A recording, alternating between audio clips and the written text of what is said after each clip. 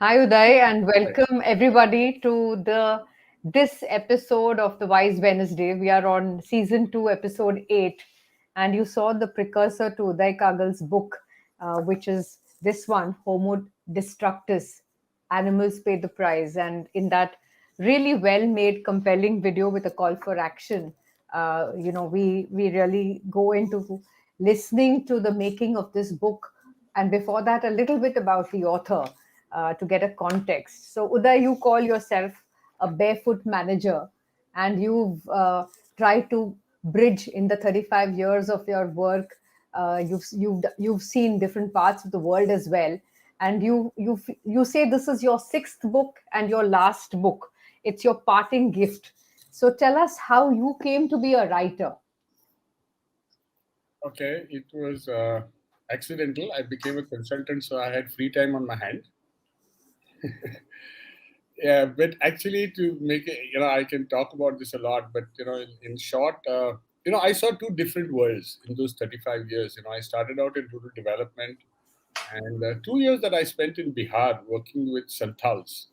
Those actually were the best years of my life. They changed my life because it raised a really very big question for me. I was working in rural development, and are we really going to develop them, or are we going there to suck them into our paradigm of progress? It was, and that has stayed with me. So all the five books I've written up until now all challenge the what is called the idea of progress. So there is a counter theory called the myth of progress, which most people like to ignore. Everybody is caught up in the idea of progress. So that was really what made me start writing, because there was a dissonance, that stayed with me, that started then, back in 80s, uh, 990. I was in a place called Godda, which is now in Jharkhand. Mm-hmm. It was Mm-hmm. completely tribal, and working with those tribals was fascinating. You Mm-hmm. know, the life they lived was so simple. So the dissonance was, there was a simple traditional life up until, so those pockets still stay. But even if you look at our generations or our social class, back 2 generations ago, we were talking about this the other day about your grandparents' home, right? Just 2 generations ago, life was much simpler, right? And in just the last 40 years, 50 years, life has become complex, the complex and modern. So I'm not really sure we are heading in the right direction. So that dissonance made me write those books. And this one is no different. It also challenges the idea of progress with a specific focus on the impact on animals. On Right? animals, yeah. Yeah. So, In fact, you I have been following some of your work, and each time, there was something about it which reflected a deep inner angst, a kind of, a frustration, anger, sadness. And this book has a lot of fact, a lot of data. So it is based on videos you've seen. So how did this book come to be? The specific book on animals. Was there an incident that you want to tell the viewers? Uh, yes, so I all my books were unpopular topics, right? Nobody wants to question the idea of progress. Many will actually, in their own minds, they do question it, but when it comes to living the life, they just go along because they don't want to be left behind, right? It's Yeah. like being on a treadmill. It's what is in a cliched way called the rat race. So people don't like the idea of the myth of progress. Everybody goes along. So I had written five books. They didn't gain much popularity expectedly. And I had got tired also. So I had decided not to write another one. But then what happened was, along the way, then, we got Maggie. Maggie is sitting with me on my bed about 8.5 years ago. Then about 4 years ago, we had puppies with her, 10 puppies. Those are the 10 most glorious weeks of our life. 10 boxer puppies running around our home was chaos, right? And then the puppies left. We were back to Maggie, and I had taken Maggie down to the garden one day. and I saw this small little puppy. He was not more than 4 inches tall. He was wandering about alone. So he had been abandoned there in the middle of the night. Oh. And I couldn't leave him there because a few months earlier, another puppy had been a sweet little white puppy. And when I tried to approach her, she was very scared. So I couldn't approach her. She was scared of Maggie, she was scared of me. And I left her there. And a few days later, somebody else told me that she had been mangled by the stray dogs. Oh. She had taken her home and then she had named her also Pebbles. And I said, "Hey, you've named her. So are you going to keep her?" So she did keep her. She got her healed and she kept her. And she became an adorable puppy when she used to come down. But the fact is, if I left this fellow here, he would have met the same fate, you see. So I took him home. We gave him a bath, took him to the vet. He had all kinds of problems. He was just 2 kilos, 2 kilos, estimated to be 6 weeks old. His ears were teeming with ticks. It was filled, it was overflowing. Both his ears were overflowing with ticks. They were just a mass inside his ear. Body was steaming with fleas. His stomach was bloated to 3 times its normal size with worms, and he had early signs of mange. So we started the treatments. He started getting better. He started harassing Maggie in the house, and they used to play. But we had not planned on another dog. So then we started looking for a home for him. I think that was the start of my journey to come to this book. Like I said, I decided never to write a book again because it is simply exhausting, you know. But we started looking for a home for him, and we obviously initially talked to the people who would help with Maggie's puppies adoptions, but they just put up their hands. You say, "Ki Hmm. bahut mushkil hai." Then we reached Hmm. out to other people, and it was not happening. Then I signed up to 8 or 10 adoption groups on Facebook, pet Hmm. adoption groups, and no response. Hmm. And in fact, every single day there used to be new posts for adoptions, and it Yeah. was so depressing. I don't know if you've been to these sites. It is so depressing. Every single day, there were either orphaned puppies, injured animals, you know, mistreated animals, abandoned animals, uh, all kinds. Mostly Indies, also breed dogs. Also, breed dogs were being put up for adoption because suddenly the owner decided, "Oh, no, I can't take care of him or her anymore," right? And it was very depressing. In the process, then I also started looking up strays. Nowadays Google provides you everything as long as you know what you want to look for, right? Yeah.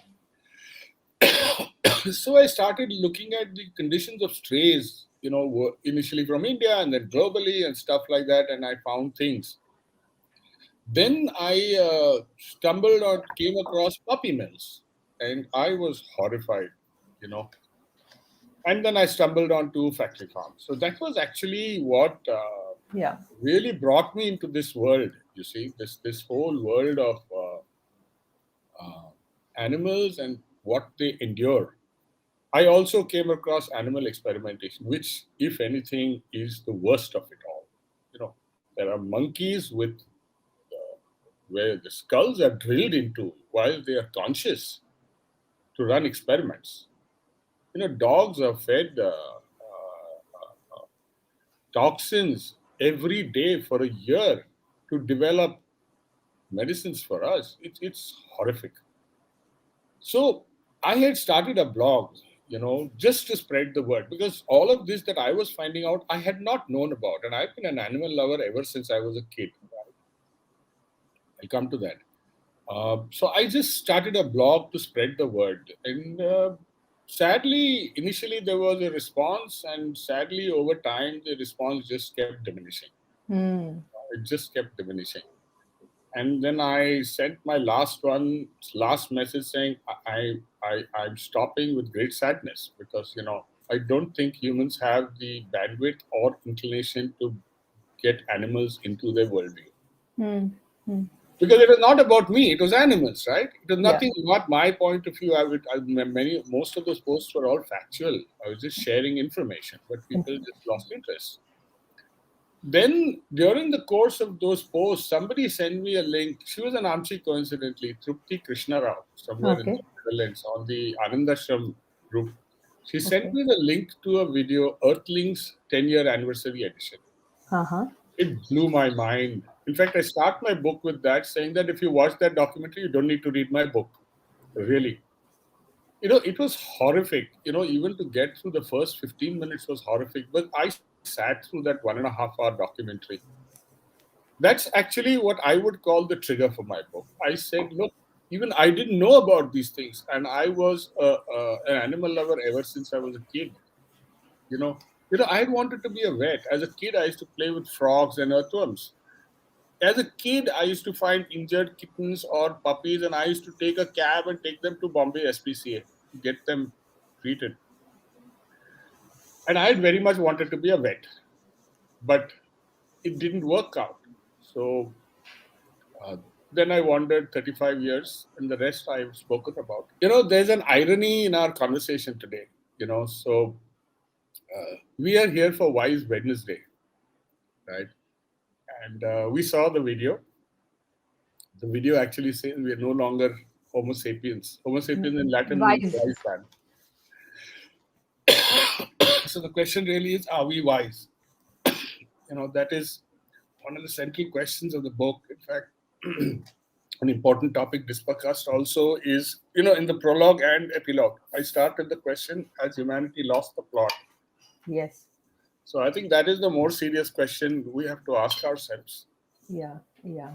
Have So we the really got first it? part is really the companion animals. Say that dog ownership is only pet ownership is only 7% in the country. I just even that number seemed very small, and then you see so many dogs. You see so many dogs on the road, and you make a case on what is the issue with strays in this country, in overseas, and with very specific uh, challenges and concerns. You want to talk about that in terms of our responsibility as Yeah, citizens? that's really our obsession with a certain kind of quote. Like the quote that was given to PETA by one celebrity, I keep forgetting his name.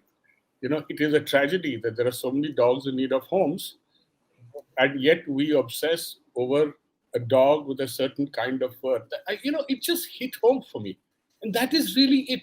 These breed dogs that we bring home, that's the only difference between the stray dogs that are called indies, right?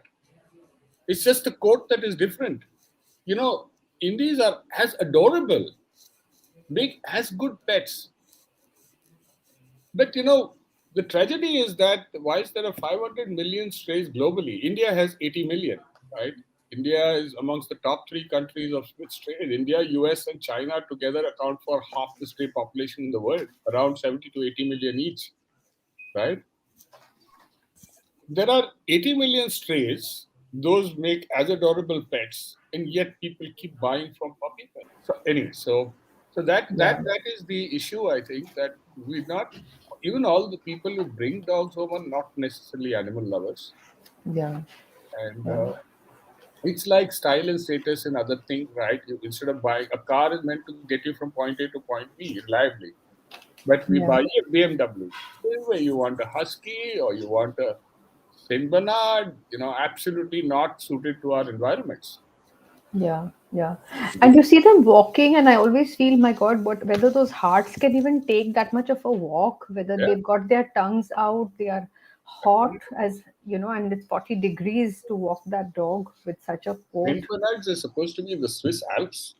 Huskies are supposed to be in Siberia. The next one is on factory farms, and factory farms again, a lot of research that you've done about different animals, and you then also talk about veganism and that sort of journey about awareness. And I was really interested. It was really interesting to see that veganism and vegetarianism almost the societies are about 100 years old, more Yeah. than that, Veganism 150. itself is 150 years old. 150 years old. Vegan society. Yes, 1944 or something, you write, I think. And you also make a case on, very powerful case, where you say that how the carbon footprint from food can actually come down by 73% if people adopted veganism, and farmland use can come down by 75%, which means more forest, and how our water footprint. And I think as They're saying the next war is going to be fought on water. Yeah, it will. In fact, you read the case on China, right, and desertification. Yeah. Our aquifers are getting depleted. So there's two things really about factory farms that I find horrendous. Uh, the first is the scale. When we talk about stray animals, it's 500 million with an N. When you talk about factory farms, it's 70 billion with a B. You see, and the even strays, okay, they suffer, they have hardship, there is cruelty, but the magnitude is nowhere compared to what happens on factory farms. First and foremost, those animals are endure lifetime cramped confinement. Just think of it: a cow that is tied up in a tie stall all her life, a short life of 5 years, because after 5 years she is unproductive because of udder breakdown and she's slaughtered. A chicken which is supposed to be free running, free roaming, is for meat. Broiler chickens are kept in windowless sheds. In each shed would have 60 to 80,000 chickens. There's no room to run around. They're running over each other. Egg-laying hens are kept in cages that are the size of an A4 paper all their life. You know, uh, uh, pigs. Pigs are put in crates where they cannot even move. They cannot move. So the first part, there are many horrors in factory farms, and the book actually covers it in more gory detail than is actually palatable, actually, right? But the first aspect is lifetime confinement. The second is mutilations, right? Yeah. They undergo most horrific mutilations as young and as infants without anesthetic. So their tails are docked, the ears are clipped, their teeth are also cut, they're debeaked. All these things happen without. And if you see those videos, if you think the book is bad, you should just. All these videos are there on YouTube. On YouTube, yeah. Just look up some videos. They actually make your hair stand. All these things happen, and so mutilations is the second part. Third, really big bad part is uh, artificial augmentation.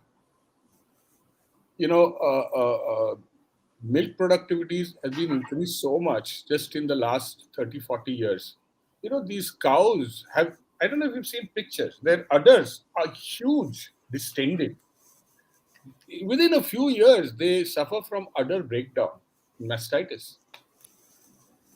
With just milk producing machines, they're not cows anymore. Chickens are enhanced so much that chicks, which are still chirping, have the bodies of adults, and their body weight is so much that their legs break under the weight. So, that's the third aspect, which artificial augmentation. And the fourth is slaughter.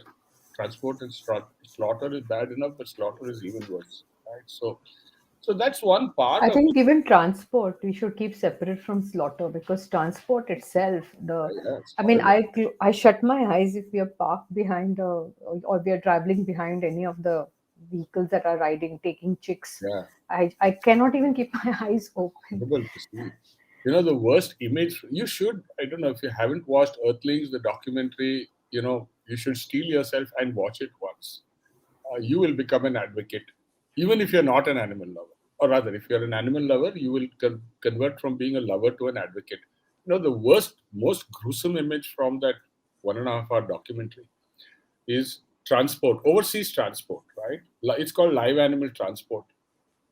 So there's a bull, a full-grown adult bull, and adult bulls can weigh anywhere from 1,000 to 1,500 kilos. It is being shifted by a crane from a ship to land, strung on one hind leg. Now just imagine if we weighed let's say 10 times our weight, and let's say our leg muscle mass is, let's say, 2 to 3 times what it is today. Just imagine the agony of being strung on one leg, and that too maybe 100 feet above the water. You're not a bird, yeah. You're a land animal, and you're being swung on a crane like that. It's the most gruesome image from that documentary, but can go on. So that is And the slaughter, that's the other one. slaughter. Yeah, slaughter Yeah. is. Yeah. But there Then is a no. second aspect which you mentioned, which is the Yeah. impact on the environment. So in the past, Yeah. there were other factors for deforestation. Today, factory farms are the most major factor for deforestation. You know, Yes. so I give you one anecdote. Land in the Amazon is cleared at the rate of the size of a football field every minute. To feed soya to pigs in China. So, we chop down 41 million trees a day, 15 billion a year. We are causing extinctions at 100 to 1,000 times natural background rates. And defaunation is more visible. Extinctions will take longer because extinction means every last individual of a species has vanished. But defaunation, you know, 68% of fauna has been reduced in the last 40 years, according to the World Wildlife Fund Living Planet Index. There is some controversy on that number, but all other metrics support the fact these declines are humongous. Big cat populations have reduced by 95% in the last 50 years. Today, I happened to be watching a movie, Shark Waters. Hmm. They are working to protect sharks from shark fin trade. He mentioned some billion sharks are killed every year just for the soup, and he showed. And he said it's so dangerous just exposing this industry. He has escaped with his life on 5 to 6 occasions. It's all boils down to business. It all boils down to the idea of progress. So you have Ultimately, something where you say, show you care. yeah. And this is, I think, again, very important as we come to the close of this episode, which is the citizens movement that you've started, where you say no to strays, to puppy mills, to factory farms, to animal based fashion, to animal entertainment, animal experimentation, deforestation, and defaunation. And there's a link that Uday has, which is at the end of this book. And I urge each and everyone watching, and if you're going to be sharing this video, just to become aware and sensitized. Uday, thank you so much for doing this for everybody, for all of us, for humanity. And don't let this be a parting gift. I think write some more. Anyway, I'm sorry this turned out to be quite somber, but that is the subject, unfortunately. So, No, I think it was thoughtful and thought provoking. So, thank you very much for this conversation. Thanks thank for you. watching, everybody. Thank you for having me, Deepa. Thank you.